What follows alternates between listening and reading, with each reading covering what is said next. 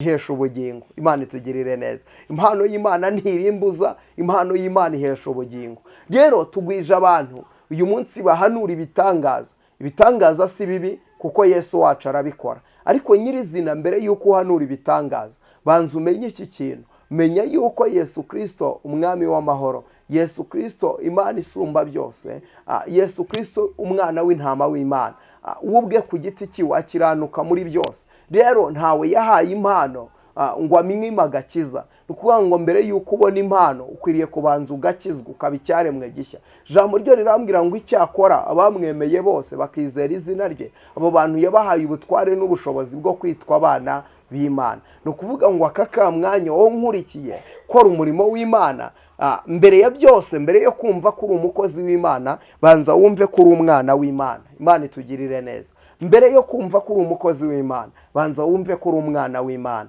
Imana itugirire neza. Banza wumve ko uri umwana w'Imana. Rero uyu munsi abantu babwiwe ibitangaza, ariko nyamara Imana ikubwira ngo igiye kuguha visa ujye muri Amerika, yagakwiye kuba inanabona ko wasambanye. Imana ikubwira ngo igiye kukubakira inzu, yagakwiye kuba inanabona yuko wagambiriye kwiba. Imana iri mu gihugu cyo mu ijoro ikubwira ngo igiye kuguha gucuruza, yagakwiye kubona yuko wakuyemo n'inda. Imana rero iri mu gihugu cyo mu ijoro irareba yo ntiyerekwa. Ijambo ryo ryarambwiye ngo dore amaboko y'Uwiteka ntiyaheze ngo ananirwe gukora, n'ugutwe kwe ntikwapfuye ngo ananirwe kumva ibyo tumusaba. Ahubwo ibyaha by'abantu nibyo byateye Uwiteka kutwima amaso, nibyo byateye Uwiteka kuturakarira. Uyu munsi ugasanga hari abantu barimo baratera umwaku igihugu. Hari abantu batera umwaku igihugu igihe bagakwiriye kuba bagihesha umugisha. Ugasanga ubutaka ntibukera umwero wabwo, kandi nyamara mu gihugu hitwa ngo hari abakozi b'Imana. Ugasanga harimo haragwa ya mvura yica abantu, kandi mu gihugu hitwa ngo harimo abantu b'Imana. Ugasanga inka ntabwo zikikamwa amata akwiriye, wera ngo mu gihugu harimo abantu b'Imana. Ariko nyirizina niba mu gihugu harimo abantu b'Imana, mu gihugu niba hakirimo abahanuzi, Imana itugirire neza. Shakana Imana iki? Umwete. Niba ukorera Imana yikorere by'ukuri. Niba ukorera Imana yikorere by'ukuri. Niba uvuga Imana yivuge by'ukuri. Niba utungana, kandi uwezwa akomeze yezwe. Imana itugirire neza. Uwezwa akomeze yezwe, Imana idutabare. Hari ikintu nababwiye ngo Imana iri mu gihugu cyo mu ijoro, hari abantu yarambwiye ngo hari abantu bari guteza abandi umuraba. Hari abantu bazana umuraba. Hari abantu bitwa ko bagakwiye kuba bahesha igihugu umugisha, ariko ugasanga baragitera umwaku. Imana itugirire neza. Wavuga gute kuri umukozi w'Imana ariko ukabusanga uri umutinganyi ngo witwa kukorera Imana? Basanga uri mu rusengero, iyo ni intumbi, wo ni umurambo ugenda. Imana itugirire neza. Ugasanga umuntu aritwa ko akorera Imana, ariko ugasanga aratingana, ugasanga avuga amagambo, ugasanga arasinda, ugasanga arasambana, ugasanga ariba, ugasanga arya iby'imfubyi, ugasanga arya iby'abapfakazi, ugasanga mu buzima bwa buri munsi aburana amahugu. Imana itugirire neza. Iyo ugiye kurana no mu biganza byiwe usanga adatinya kumena amaraso. Usanga bari mu rusengero, ariko ugasanga imitima yabo iracyatekereza ibyo kwica, iracyatekereza ibyo kugambana. Ugasanga umuntu agambanira mwene se kugira ngo bamwice cyangwa bamufunge, ariko ukavuga ngo warakijijwe. Muvuga ko muzi Imana, ariko imirimo mukora irabihakana. Imana itugirire neza. Imirimo mukora irabihakana. Ni gute se mwaba mutarabatera mwako? Hari abitwa ko ari abapasiteri, hari abitwa ko ari abavugabutumwa, hari abitwa ko ari abahanuzi, hari abitwa ko bakora ibitangaza, hari abitwa ko ari ba reverend na ba bishop n'abandi, ariko ukora ibyaha wese ni uwa Satani, kandi ukora ibyaha. Rero ndagira ngo mvugane nawe, wewe wumva ururimi mvuga, uri umunyarwanda, uri umurundi, aho uherereye hose ubuhanuzi burakureba. Ubu umunyarwanda, ubu umurundi, ubu buhanuzi burabareba. Mube maso musenge, kandi musengeshe umwuka iteka. kwandika, ndetse baza Imana neza uyibaza uti ese Mana, amazina yanjye yanditswe mu gitabo cy'ubugingo? Ndagira ngo mvugane nawe unkurikiye, nshaka kubona umubare munini w'abantu benshi bankurikiye. Manuka ujye muri comment wandike ngo Mana, ngiyewe kanaka ndagusabye izina ryanjye ryandike mu gitabo cy'ubugingo. Ingingo umwami Imana usenga iri sengesho, jya muri comment wandike muti Mana, yandika izina ryanjye mu gitabo cy'ubugingo. Jyamo, ndashaka kubona umubare munini w'abantu benshi bankurikiye bajya muri comment bakandikamo ngo Mana, andika amazina yanjye mu gitabo cy'ubugingo. Imana itugirire neza. Andika amazina yanjye mu gitabo cy'ubugingo. Imana ikwandike mu gitabo cy'ubugingo. Icy'ingenzi si uko uririmba neza, igifite agaciro si uko uhanura, igifite agaciro si uko utunze imodoka, ibyo ngibyo n'abapagani barabitunze, ibyo ngibyo n'abajura barabigira. Igifite agaciro si uko wubatse etaje, umva nkubwire, n'abuzuye abadayimoni barabikora. Umva igifite agaciro nuko amazina yawe yanditswe mu gitabo cy'ubugingo. Umva nkubwire Prophet, Reverend, Apostle, Bishop, nawe unkurikiye, umva nkubwire, igifite agaciro ntabwo ari uko usenga abadayimoni bakiruka, si uko wujuje abantu ibihumbi bingahe. Ibihumbi bingahe byuzuye ubajyana hehe? Ibihumbi bingahe byuzuye ubabwira iki? Ibihumbi bingahe byuzuye barimo barajya ku musaraba? Ese ibyo ubabwira ni ubutumwa bwiza, cyangwa urimo urababwira iby'amataje, iby'amamodoka kandi utazabaha? Wowe bibabwira ubambura ibyabo, wowe bibabwira kugira ngo bazane ibyabo bakuzanire, wowe ukarya ukarunda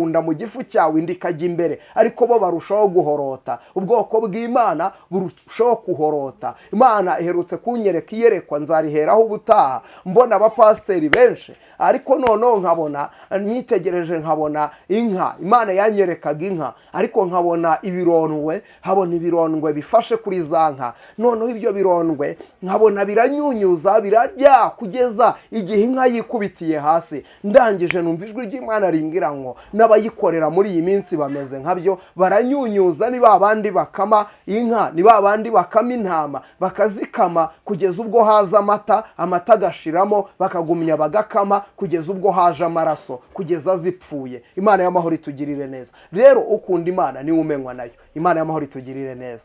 Wenda ibi ngibi birakomeye, ariko uyu munsi wa none simfite ubwoba, simfite ubwoba.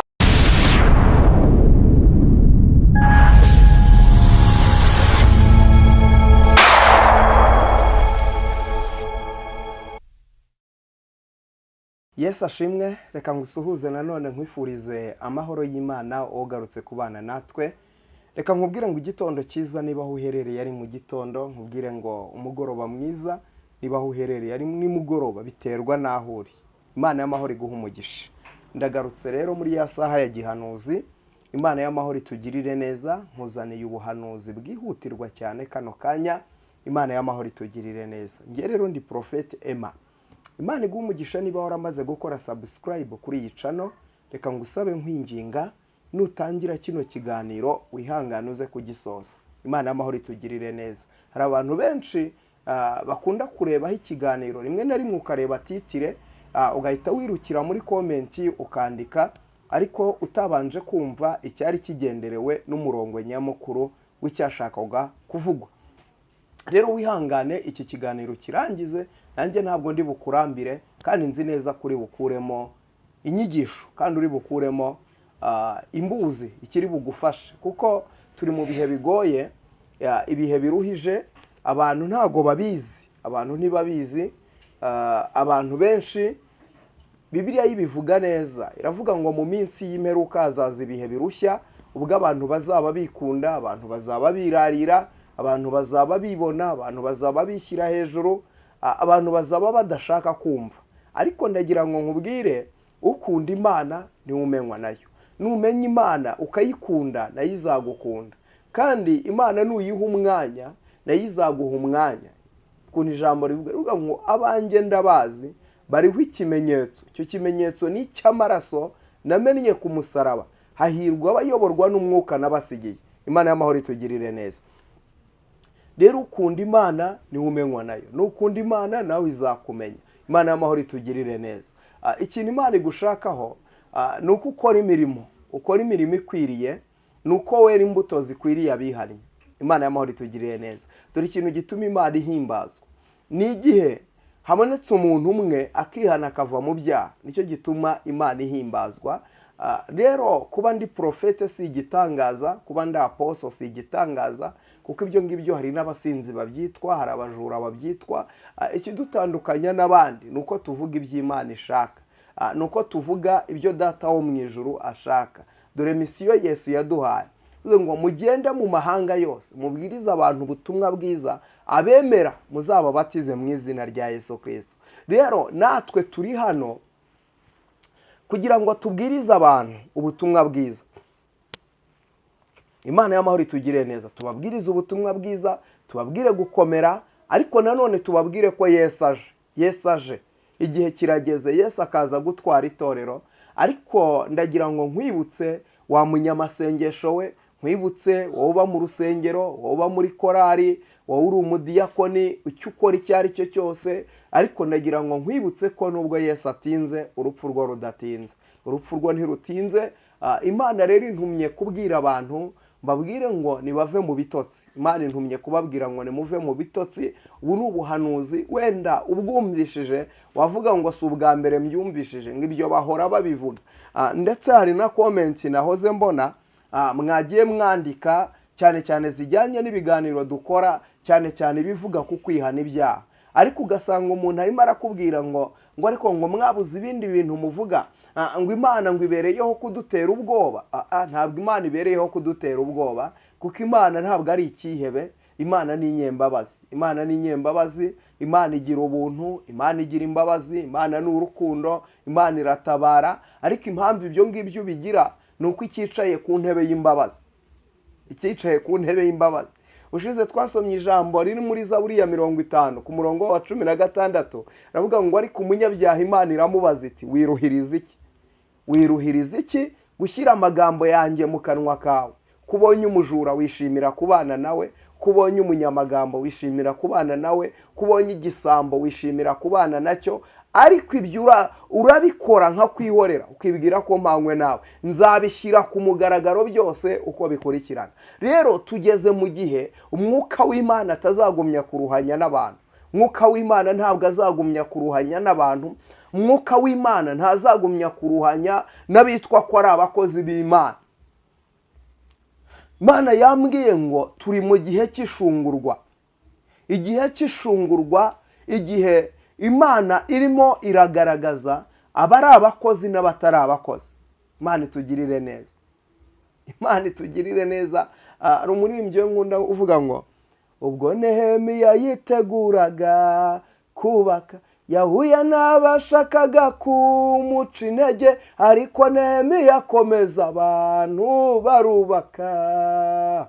Ubwo Nehemiya yiteguraga kubaka, yahuye n'abashakaga kumuca intege, ariko Nehemiya akomeza abantu barubaka. Bubaka biteguye no kurwana kandi baratsinda. Yewe Sanibarati we. Imana y'amahoro itugirire neza. Nehemiya uyu Bibiliya yitubwira ni umugabo wagize ishyaka ry'umurimo w'Imana.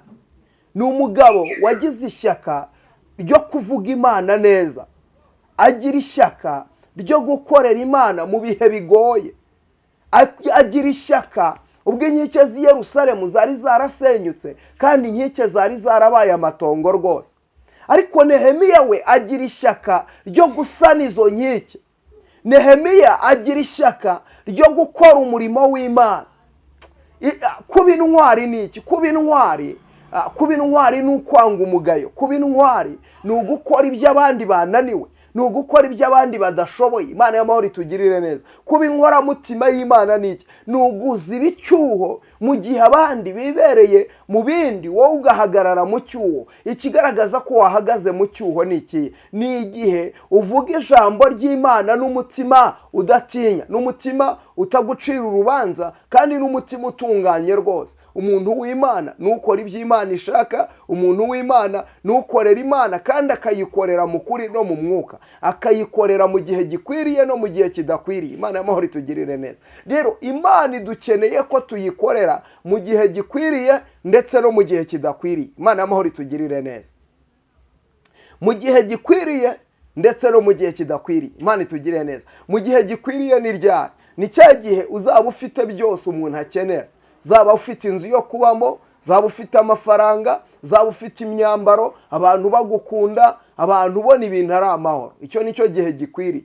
Noneho hari igihe kidakwiriye rero, aho ukorera Imana waba uraye, aho ukorera Imana nta myambaro, aho ukorera Imana wabuze aho kwishyura inzu, aho ukorera Imana wabuze ibyo kurya, aho ukorera Imana abantu bakuvuga, aho ukorera Imana abantu bagusebya, ariko ukagumya ugakorera Imana. Aho niho Imana ivuga ngo kuko wambereye inkoramutima. Haleluya. Kuko wambereye inkoramutima. Imana itugirire neza. Wambereye inkoramutima, uba kubahwa imbere yanjye. Imana itugirire neza. Wambereye inkoramutima. Umuntu wabaye inkoramutima y'Imana, Imana ntijya imusiga. Iyo dusomye ijambo ry'Imana, Bibiliya itwereka umugabo wazamuwe arimurwa. Imana itugirire neza. Bibiliya ivuga ko yimuwe, yitwa Enoke.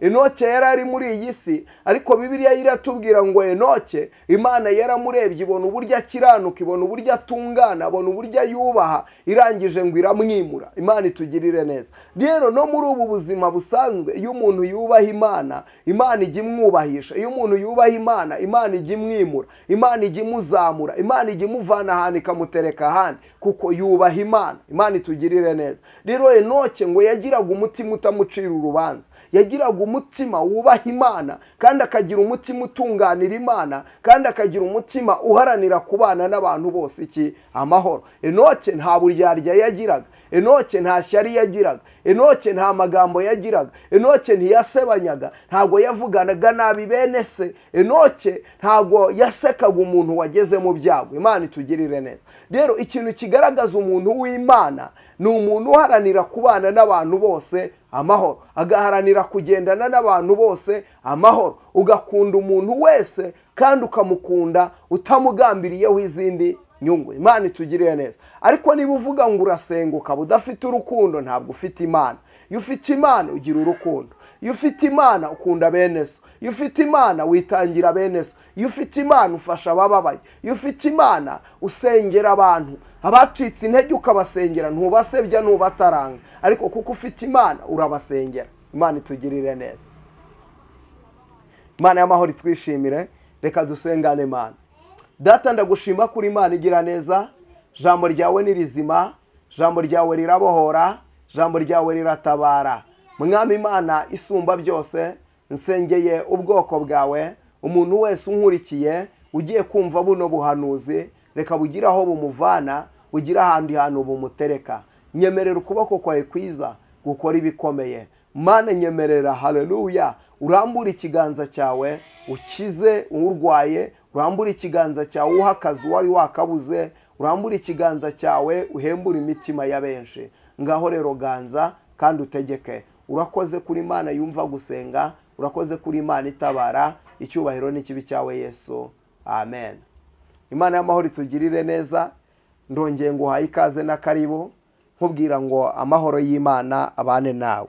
Nkuzaniye ubuhanuzi rero bukubwira ngo irimbishe. Imana itugirire neza. Imana yambwiye ngo nze mbwira abantu birimbishe nk'uko umugeni yirimbisha igihe agiye kujya gukoresha ubukwe. Imana itugirire neza. Imana irangije irambwira ngo irambiwe uburyarya bw'abantu bitwa yuko basenga, abantu baryarya Imana, baba mu buzima bwo kuryarya Imana. Ibyo Imana yabirambiwe. Imana irambiwe abashumba bomora uruguma baruca hejuru, ugasanga murananirwa kuvuga ukuri kw'Imana uko kwagakwiriye kuvugwa, ariko mukavuga ubutumwa bwo kwishakira indamo, ubutumwa bwo kwireherezaho abantu, ubutumwa bwo kwiyorohereza. Abantu benshi bagiye bagabanya imisaraba yabo barayiconga. Hari abantu Pawulo yavuze bananiwe iby'umusaraba, bikorera igisa n'umusaraba. Abo ngabo rero bafite inkovu z'ibyaha mu mitima yabo. Imitima yabo ihora ibarya. Ni abantu bafite amatwi ariko ntibumve, bashaka mu matwi yabo kumva ibibanezeza, bashaka mu maso yabo kubona ibibanezeza. Ariko ijambo rirambwira muri Yesaya, haravuga ngo nimwemera mukumvira muzarya ibyiza byo mu gihugu, ariko nimwanga mukagoma inkota y'Uwiteka izabarya, kuko akanwa k'Uwiteka ariko kabivuze. Rero Imana yambwiye ngo nze mbwira abantu ngo Imana ifitanye urubanza n'abantu bayo. Imana ifitanye urubanza n'abantu bayo. Abantu Imana ifitanye urubanza nabo si abasinzi. Abantu Imana ifitanye urubanza nabo si abajura, si abatari baza mu rusengero. Abantu Imana ifitanye urubanza nabo, abantu Imana ifitanye urubanza nabo ni abantu bari mu rusengero, ab'Imana yahaye umurimo wayo, ab'Imana yashyizemo ibibitsanyo byayo, ab'Imana yahaye itaranto. Aba bantu bahawe itaranto bamwe barazigurisha, abandi barazitaba, abandi bazishakamo indamo, abandi bazishakamo ibyubahiro. Abantu icyubahiro cy'Imana barakijyanye bakigira icyabo. Urasanga n'umuntu Imana ikoresheje ikamugirira ubuntu, hakagira igitangaza gikoreka bikorezwe nawe, aza yikomanga ku gatuza ashaka kugaragaza uburyo arenze, ashaka kugaragaza uburyo akomeye, ashaka kugaragaza uburyo adasanzwe. Ariko ndagira ngo nkubwire, uyu munsi icyazanye Yesu yazanywe no kugira ngo zibone ubugingo kandi bwinshi. Ikigaragaza umukozi w'Imana nyakuri, Yesu baramubaje baramubaza bati ko abo bantu bazaba ari benshi mu bihe by'imperuka, ko bazaba ari benshi, abo bantu tuzababwirwa n'iki? Arangije avuga ijambo rikomeye cyane, aravuga ngo muzabamenyera ku mbuto bera. Muri iki gihe rero urasanga abantu buzura umwuka ariko imbuto zirabuze. Urasanga umuntu akubwira ko ari umunyamwuka ariko wamushaka imbuto z'umwuka wera ukazibura. Ariko nyamara ndagira ngo nkubwire ngo impano y'umwuka wera ntiyakorera muri wowe igihe udafite impano y'umwuka wera ntiyakorera muri wowe igihe udafite imbuto z'umwuka wera. Ntibyashoboka ko wagira impano y'Imana ariko ntiwere imbuto z'abanyamwuka, ibyo ntibishoboka. Rero igihe cyose ufite impano y'Imana ijyana no kwera imbuto z'abanyamwuka. Imana itugirire neza. Rero umuntu uzabona afite impano ariko ukabona ntafite imbuto z'abanyamwuka, iyo mpano ntiyaturutse ku Uwiteka. Reka nkubwire, nta mushumba uzabona usambana ngo asambane uwo muntu aba agifite impano ituruka ku Uwiteka, ntibishoboka.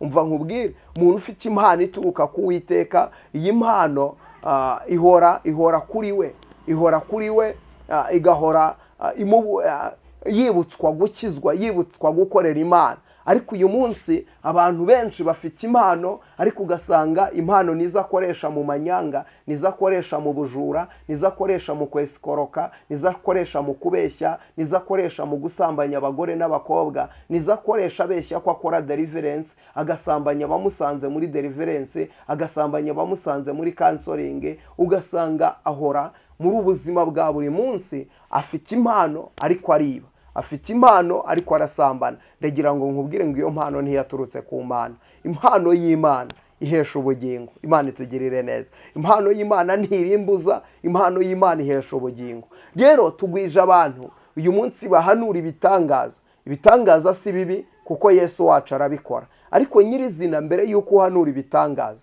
banza umenye iki kintu. Menya yuko Yesu Kristo umwami w'amahoro, Yesu Kristo Imana isumba byose, Yesu Kristo umwana w'intama w'Imana, ubwe ku giti cyiwe akiranuka muri byose. Rero ntawe yahaye impano ngo amwime agakiza. Ni ukuvuga ngo mbere yuko ubona impano ukwiriye kubanza ugakizwa, ukaba icyaremwe gishya. Ijambo ryo rirambwira ngo icyakora abamwemeye bose bakizera izina rye, abo bantu yabahaye ubutware n'ubushobozi bwo kwitwa abana b'Imana. Ni ukuvuga ngo aka mwanya wowe nkurikiye kora umurimo w'Imana, mbere ya byose, mbere yo kumva ko uri umukozi w'Imana, banza wumve ko uri umwana w'Imana. Imana itugirire neza. Mbere yo kumva ko uri umukozi w'Imana, banza wumve ko uri umwana w'Imana. Imana itugirire neza. Banza wumve ko uri umwana w'Imana.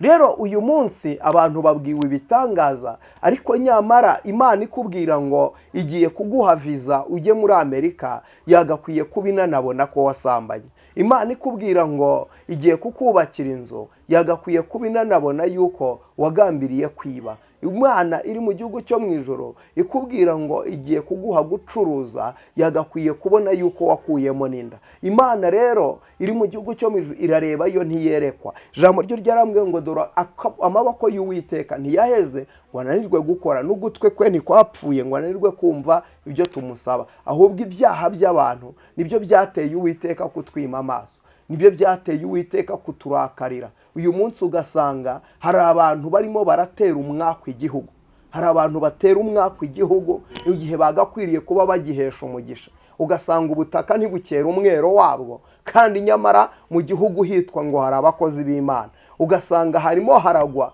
ya mvura yica abantu kandi mu gihugu hitwa ngo harimo abantu b'Imana.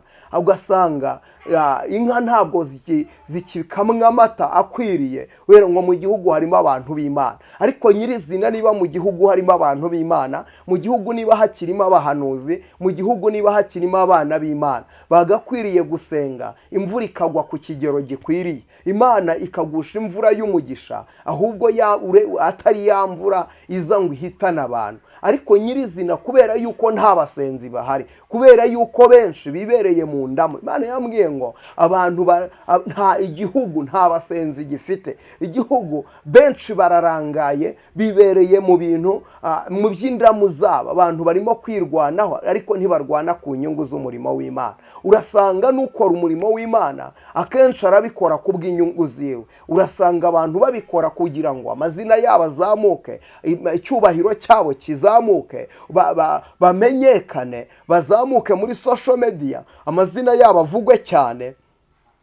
Ndetse uzasanga bamwe banikakaza akavuga bati niba ibyo tugukoreye ukwiriye kubivuga ko ari twe twabigukoreye, ariko ntibashaka kugaragaza yuko icyubahiro ari icy'Imana, ntibashaka kugaragaza ko Imana ari yibikora. Imana itugirire neza.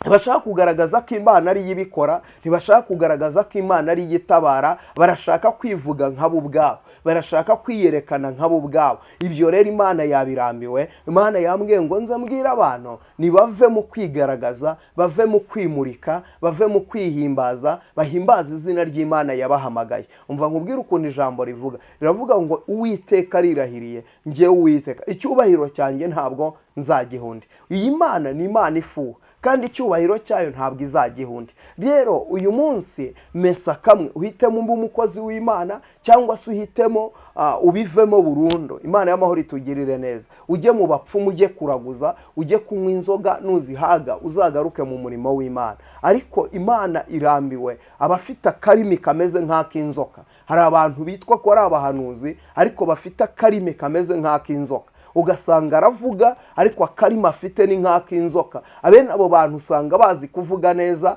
bene abo bantu usanga bazi kwisobanura, bene abo bantu usanga bazi gutegura.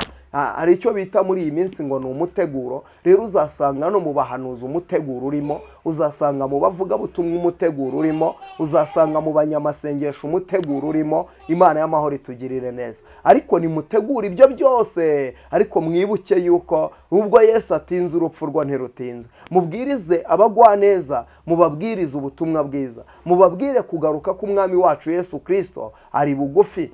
Imana itugirire neza. Imana itugirire neza. Hari abaririmbye abasore bo mu badivaniste njya nkunda, Imana y'amahoro itugirire neza, baririmba indirimbo ivuga ngo ese waruzi ko Yesu agiye kuza, waruzi ko Yesu agiye kugaruka, waruzi ko Yesu agiye kuboneka. Imana itugirire neza. Imana idutabare. Ese waruzi ko Yesu agiye kuza, agiye kuza guhemba no guhana, aje guhemba bamukoreye by'ukuri, bazahabwa ubugingo buhoraho. Imana y'amahoro itugirire neza. Agiye kuza guhemba abamukoreye by'ukuri, aje guhemba abagabo bamukoreye, aje guhemba abamama bamukoreye, aje guhemba abakobwa bamukoreye, aje guhemba abasore bamukoreye, aje guhemba bamukoreye by'ukuri. Ariko nanone aje guhana inkozi z'ibibi zitwikiriye ijambo ry'Imana zigakora ibidakorwa. Aje guhemba inkozi z'ibibi zagiye mu murimo w'Imana zikawutobatoba. Abo ngabo bagiye gukorwa n'isoni, abo bagiye kumwara,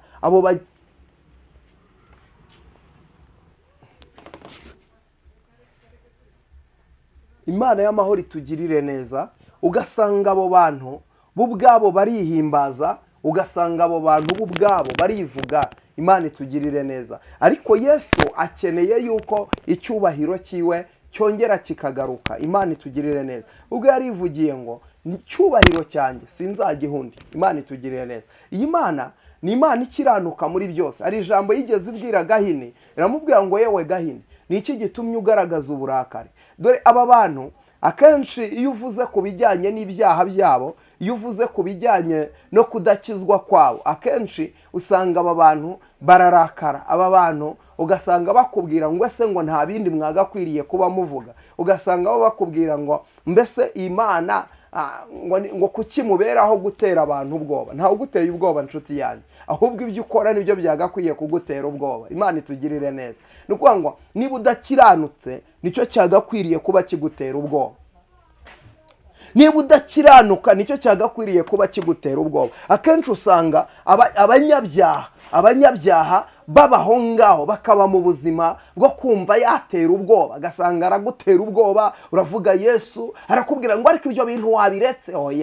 Oya mwidukanga, turavuga Yesu wabambwe.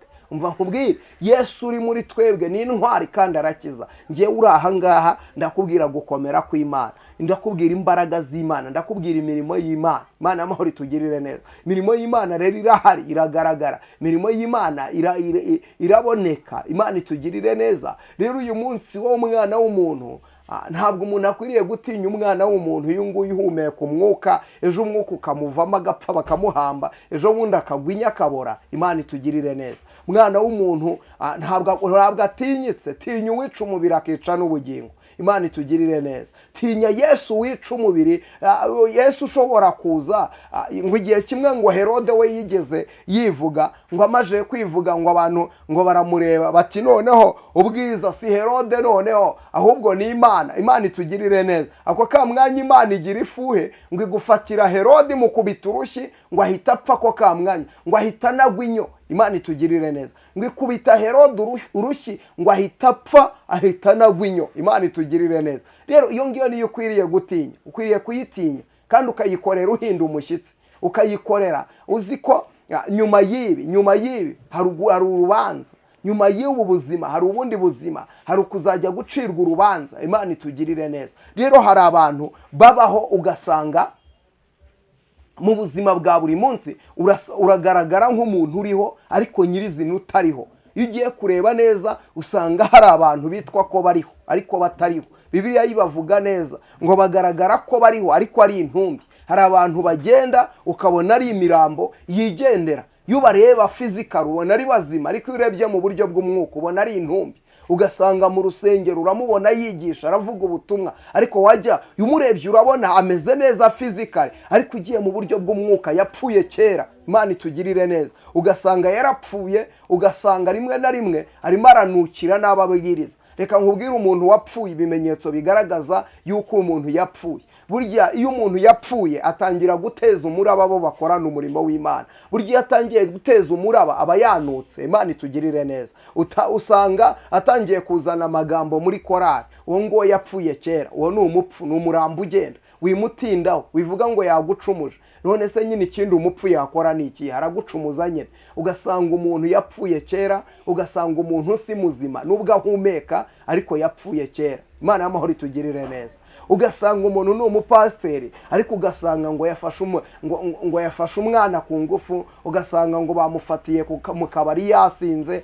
Iteka igihe cyose umuntu ushobora gukora ikintu gitukisha izina ry'Imana, umuntu agashobora kuba yagambanira ubwami akorera, ubwami arimo, ubwami atuyemo, ubwami bwamufashije, ubwami bwamugabiye, ubwami bwamuhaye amata wakaruka amaraso. Imana itugirire neza. Rero usanga bene abo bantu bagaragaza ishusho yo kwera ariko mu mitima yabo ni amasega aryana. Ijambo ryo riravuga ngo ubu bwoko bunshimisha iminwa ariko imitima yabo imbakure. Imana itugirire neza. Hari ubwoko rero bushimisha Uwiteka umunwa ariko imitima yabo ugasanga ibakure y'Uwiteka Imana ishobora byose. Rero ndagira ngo nkubwire inshuti y'umusaraba, ndakubwira ibi bintu, gerageza ushakashake ibyo umwami ashima. Shakana Imana umwete. Imana itugirire neza. Shakana Imana iki? Umwete. Niba ukorera Imana yikorere by'ukuri. Niba ukorera Imana yikorere by'ukuri. Niba uvuga Imana yivuge by'ukuri. Niba utungana kandi uwezwa akomeze yezwe. Imana itugirire neza. Uwezwa akomeze yezwe. Imana idutabare. Hari ikintu nababwiye ngo Imana iri mu gihugu cyo mu ijuru. Hari abantu yarambwiye ngo hari abantu bari guteza abandi umuraba. Hari abantu bazana umuraba. Hari abantu bitwa ko bagakwiye kuba bahesha igihugu umugisha ariko ugasanga baragitera umwaku. Imana itugirire neza. Wavuga gute kuri umukozi w'Imana ariko ukabusanga uri umutinganyi ngo witwa kukorera Imana, ugasanga uri mu rusengero, iyo ni intumbi, uwo ni umurambo ugenda. Imana itugirire neza. Ugasanga umuntu aritwa ko akorera Imana, ariko ugasanga aratingana, ugasanga avuga amagambo, ugasanga arasinda, ugasanga arasambana, ugasanga ariba, ugasanga arya iby'imfubyi, ugasanga arya iby'abapfakazi, ugasanga mu buzima bwa buri munsi aburana amahugu. Imana itugirire neza. Iyo ugiye kureba no mu biganza byiwe usanga adatinya kumena amaraso. Usanga bari mu rusengero, ariko ugasanga imitima yabo iracyatekereza ibyo kwica, iracyatekereza ibyo kugambana. Ugasanga umuntu agambanira mwene se kugira ngo bamwice cyangwa bamufunge, ariko ukavuga ngo warakijijwe. Muvuga ko muzi Imana, ariko imirimo mukora irabihakana. Imana itugirire neza. Imirimo mukora irabihakana. Ni gute se mwaba mutarabatera mwako? Hari abitwa ko ari abapasiteri, hari abitwa ko ari abavugabutumwa, hari abitwa ko ari abahanuzi, hari abitwa ko bakora ibitangaza, hari abitwa ko ari ba reverend na ba bishop n'abandi, ariko ukora ibyaha wese ni uwa Satani, kandi ukora ibyaha ntiyatana no gutera umwako. Imana itugirire neza. Rero Imana iri mu gihugu cyo mu ijuru, igihe kirageze ngo ize kurobanura. Imana irimo irashungura, Imana irimo irashungura. Ndagira ngo nkubwire ibyo wakoze warabikoze, igihe kirageze ngo Imana ize kwanika. Inkota y'Uwiteka irimanukiye, inkota y'Uwiteka. Imana itugirire neza. Reka turebane ijambo ry'Imana. Amaraso y'umucunguzi niyo soko yoza abanduye, niyo yoza abanyabyaha bakabonera rwose. Imana itugirire neza. Imana y'amahoro idutabare. Reka turebane ijambo ry'Imana. Hure na Yesu. Ndakwifuriza guhura na Yesu. Wamuririmbyi we, niba ukiririmba utarahura na Yesu, hura nawe. Wa munyamasengesho we, nkwifurije guhura na Yesu. Wa muhanuzi we, nkwifurije guhura na Yesu. Imana itugirire neza. Hari abantu basenga ariko batarahura na Yesu. Imana y'amahoro itugirire neza. Ugasanga urakorera Imana ariko nturahura na Yesu. Ugasanga urasenga ariko nturahura na Yesu. Imana y'amahoro itugirire neza. Ndakwifuriza guhura na Yesu.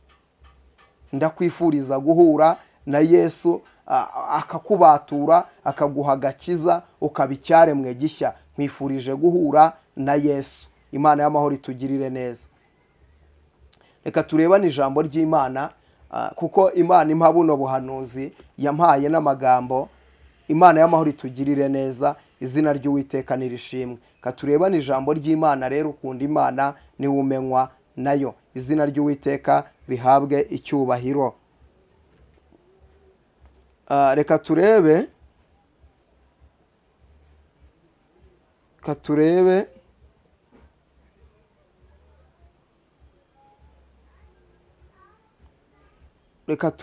Imana y'amahoro itugirire neza.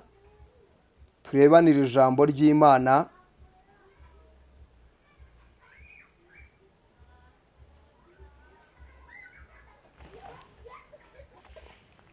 Imana y'amahoro itugirire neza. Reka turebane ijambo ry'Imana riri muri Yesaya, igitabo cy'umuhanuzi Yesaya. Turasoma ibice byaho 34. Turasoma duhereye ku murongo waho wa 6. Haravuze ngo inkota y'Uwiteka inyoye amaraso, ibyibuhijwe n'ibinure n'amaraso y'abana b'intama n'ihene, n'ibinure byo ku mpyiko n'amasekurume y'intama, kuko Uwiteka agiye kwitambira igitambo i Bosira, akica benshi mu gihugu cya Edomu. Imbogo zizamanukana nabo, kandi ibimasa bizamanukana n'amapfizi. Igihugu cyabo kizasinda amaraso, n'umukungugu w'iwabo uzabyibushywa n'ibinure, kuko uwo munsi ari uwo guhora k'Uwiteka, n'umwaka wo kubitura inabi bagiriye i Siyoni. Imigezi yaho izahinduka ubujeni, n'umukungugu waho uzahinduka amazuko, kandi igihugu cyaho kizahinduka ubujeni bwaka. Imana y'amahoro itugirire neza. Ndagira ngo nkubwire iki kintu. Wanze nubwo abantu benshi badashaka kubyumva, nubwo abantu benshi badashaka guhinduka, ariko nimushakashaka iby'umwami ashima. Imana iri mu gihugu cyo mu ijoro, na n'ubu uyu munsi iracyari ku ntebe y'imbabazi. Uracyafite amahirwe yo kugarukira Imana, uracyafite amahirwe yo kugaruka. Garuka, Imana itugirire neza. Garuka uvane ibishimwa mu bigawa, garuka uhindukire. Ijambo ry'Imana rivuga ngo nimwemera mukumvira muzarya ibyiza byo mu gihugu. Nugaruka nzakugarura, nugaruka nzakugarura. Imana itugirire neza. Nugaruka rero Imana izakugarura. Nugaruka ugakiranukira Imana, Imana izakugirira ibambe. Imana y'amahoro itugirire neza. Mvuga ijambo ry'Imana rivuga muri Yeremiya 15, haravuga ngo nuvana ibishimwa mu bigawa uzaba nk'akanwa kanjye. Imana itugirire neza. Uzaba nk'akanwa kanjye. Ariyo mpamvu uyu munsi usanga abantu basigaye basenga, ugasanga nta kintu wumvamo, nta kintu urimo utoramo. Abantu barajya mu masengesho y'iminsi 3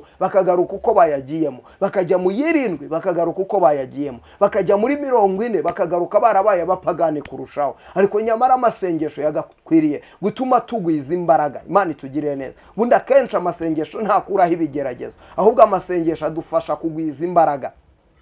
Imana itugirire neza. Ariko wansobanurira gute uburyo abantu bajya mu masengesho y'iminsi 40 bakayavamo nta numwe wuzuye umwuka wera? Ni gute abantu basigaye baba mu materaniro guhera mu gitondo kugera nimugoroba bakarinda bataha nta muntu batijwe mu mwuka wera? Ni ukuri Imana y'amahoro idutabara. Imana y'amahoro itugirire neza. Ugasanga muri iki gihe nk'iki usanga hagwiriye abahanuzi utamenya ngo baturutse hehe. Usanga umuntu akubwira ni umuhanuzi, ariko wamubaza ngo umubyeyi wawe wo mu mwuka n'uwo, ntamukubwire pe, ntagusobanurire ngo byagenze gute. Ugasanga umuntu aravuga indimi, wamubwira uti izo ndimi zisobanura iki? Burya buri rurimi rwose umuntu avuga yagakwiye kuba ruvuga undi munyamwuka akarwumva, yagakwiye kuba ruvuga nawe ubwe ku giti kiwe akarwumva, ukaruhumeka, ukayumva ko ari irimo iravuga, ukayumva ko ariyo, ukayumva ko ariyo. Ariko nimwemera mukumvira muzarya ibyiza byo mu gihugu. Imana itugirire neza. Ugasanga rero abantu babaye babiti bibisi,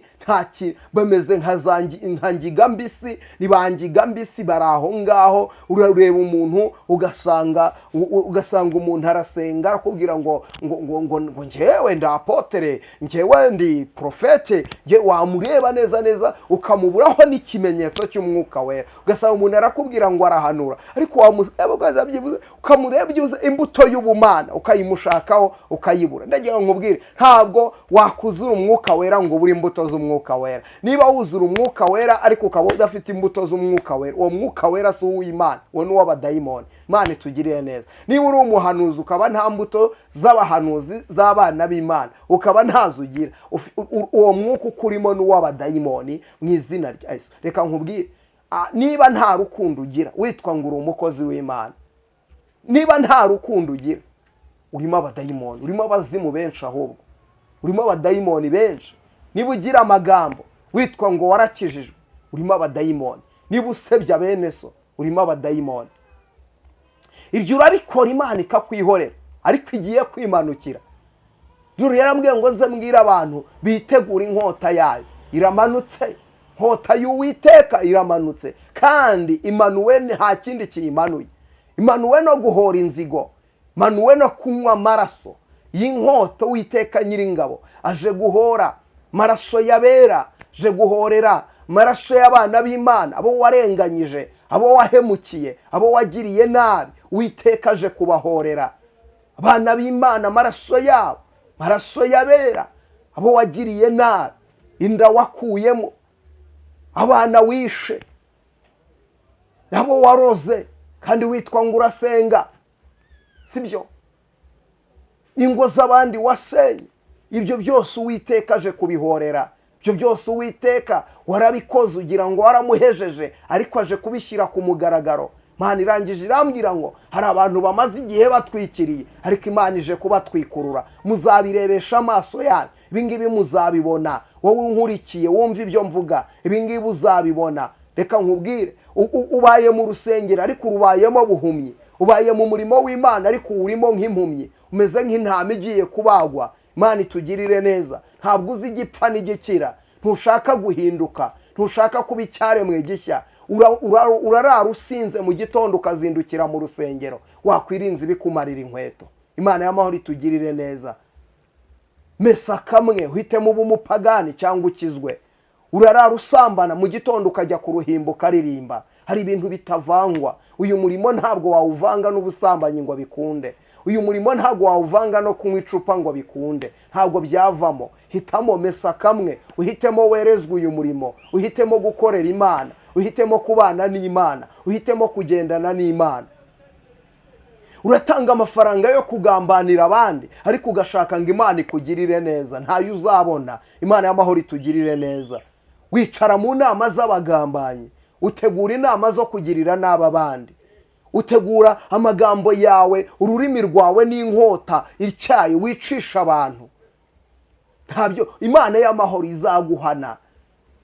Ntabwo uzarokoka. Inkota y'Uwiteka ntabwo uzayirokoka. Iyi nkota nta muntu uzayirokoka. Yitwa ko yagomeye Imana. Uwagomye wese Uwiteka aje gutwikurura, akuyeho igitwikuruzo cye. Benshi bagiye kugaragara. Murimo murabona ibintu bitangaje, ntacyo murabona. Iri ni itangiriro. Mugiye kubona ibintu byinshi, Uwiteka agiye gukuraho igitwikuruzo. Mugiye kubona ingeso z'abantu mutari muzi. Mugiye kubona abantu ba nyabo, abo bari baribo. Uyu munsi bari babashije kwihisha kuko hari igitwikuruzo cyari kikiriho. Ariko Uwiteka igihe kirageze aje gukuraho igitwikuruzo, aje gukuraho ikintu cyari gitwikiriye abantu, cyari kibatwikiriye mu maso, icyatumaga ubunyamaswa bwabo butagaragara, icyatumaga ubupagani bwabo butagaragara, icyatumaga ubugome bwabo butagaragara, icyatumaga bakabyihishamo, bakihisha muri uwo mwambaro wo kuvuga Imana, bakihisha muri uwo mwambaro wo gusenga, bakihisha muri uwo mwambaro wo kuba mu rusengero. Nyamara bararirimba, baratendereza. Iyo bahogoza bazamura amajwi baririmba,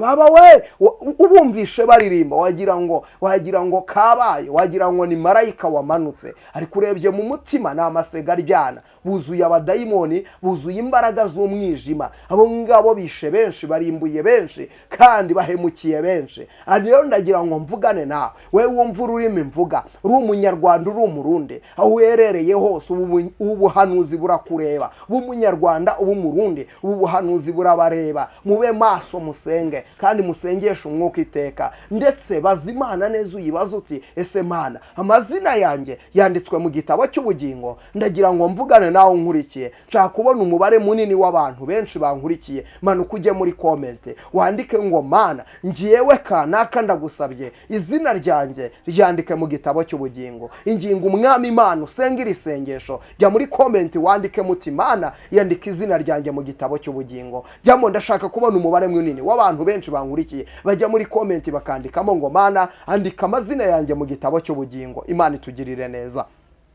Andika amazina yanjye mu gitabo cy'ubugingo. Imana ikwandike mu gitabo cy'ubugingo. Icy'ingenzi si uko uririmba neza, igifite agaciro si uko uhanura, igifite agaciro si uko utunze imodoka. Ibyo ngibyo n'abapagani barabitunze, ibyo ngibyo n'abajura barabigira. Igifite agaciro si uko wubatse etaje. Umva nkubwire, n'abuzuye abadayimoni barabikora. Umva igifite agaciro nuko amazina yawe yanditswe mu gitabo cy'ubugingo. Umva nkubwire, Prophet, Reverend, Apostle, Bishop, nawe unkurike. Umva nkubwire, igifite agaciro ntabwo ari uko usenga abadayimoni bakiruka, si uko wujuje abantu ibihumbi bingahe. Ibihumbi bingahe byuzuye ubajyana hehe? Ibihumbi bingahe byuzuye ubabwira iki? Ibihumbi bingahe byuzuye barimo barajya ku musaraba? Ese ibyo ubabwira ni ubutumwa bwiza, cyangwa urimo urababwira iby'amataje, iby'amamodoka kandi utazabaha? Wowe bibabwira ubambura ibyabo, wowe bibabwira kugira ngo bazane ibyabo bakuzanire, wowe ukarya ukarunda mu gifu cyawe indi ikajya imbere. Ariko bo barushaho guhorota, ubwoko bw'Imana burushaho kuhorota. Imana iherutse kunyereka iyerekwa, nzariheraho ubutaha.